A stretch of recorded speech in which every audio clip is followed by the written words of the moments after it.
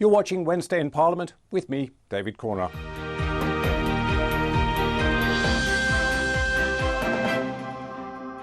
The developer of a tower block which caught fire last Friday has been told to stump up more cash for remedial work. Around 40 people needed medical attention after the fire at New Providence Wharf in Poplar, East London. The block has cladding similar to the type used on Grenfell Tower, where 72 people died in a fire almost 4 years ago. The fire prompted Labour to demand an urgent statement from ministers on why some high-rise buildings are still covered in dangerous cladding. The fire in the tower block in Poplar is another devastating reminder of the dangerous, stressful, worrying and wholly unacceptable situation thousands of people find themselves in today. Leaseholders and tenants, the innocent victims in a scandal that the Prime Minister promised they would not be picking up the bill for.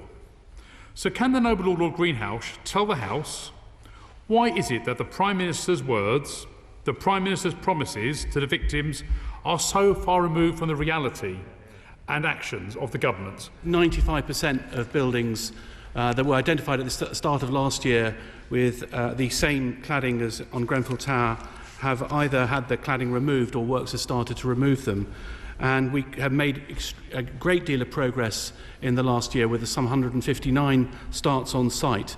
And the Building Safety Fund is open and continues to approve a number of works that will ensure other forms of unsafe cladding are removed. He said his department had been engaging with Ballymore for more than 2 years. We also are paying for expert construction advice for this particular site, and that has been available since July 2020. And prior to the fire, and this year I had 2 meetings, so ministerially led meetings with the senior leadership of Ballymore and other members of London Government to try and get the work started. Sadly, they only started this Monday. It's now nearly 4 years since 72 people died on the altar of private profit. And since then, there have been 3 further instances in Barking, in Bolton, and this one in Poplar. And it's not just a matter of cladding over 16 metres. It's much more than that. When will the government fully fund all of the measures that are necessary to make these buildings safe before more lives are lost? Well, my lords, I note the point that's been made, but having said that, it is interesting to note that there are 2 authorities that are now still 4 years after Grenfell discovering the existence potentially of additional buildings with aluminium composite material, and the audit's been conducted by 2 authorities. Sheffield are looking at 9 buildings, and Tower Hamlets are looking at a further 6 buildings. You know, this discovery of ACM-cladded high-rises 4 years after Grenfell is also a matter that is, frankly, beyond the government's control. Given that the original developer still owns and manages the building, what steps have been taken to ensure that the leaseholders are not being saddled with the historic building safety remediation costs that are no fault of their own?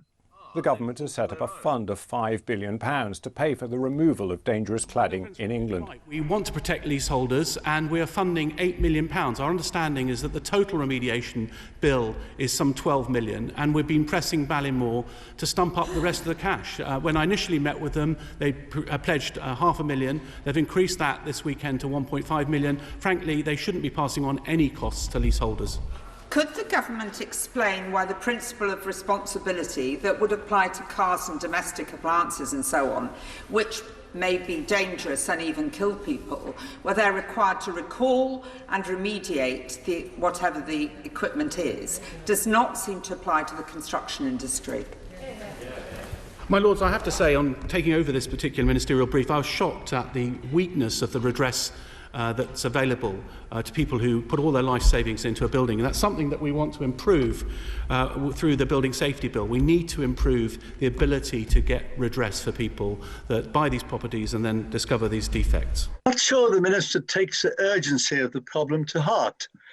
I've talked to people who are absolutely desperate, people who've told me that in their blocks there are people who are virtually suicidal because they can't afford to pay the cost of remediation, and they can't afford to sell because their property is unsaleable. Well, we have a major crisis on our hands. Surely we need much more urgent action than the Minister is saying the government is taking.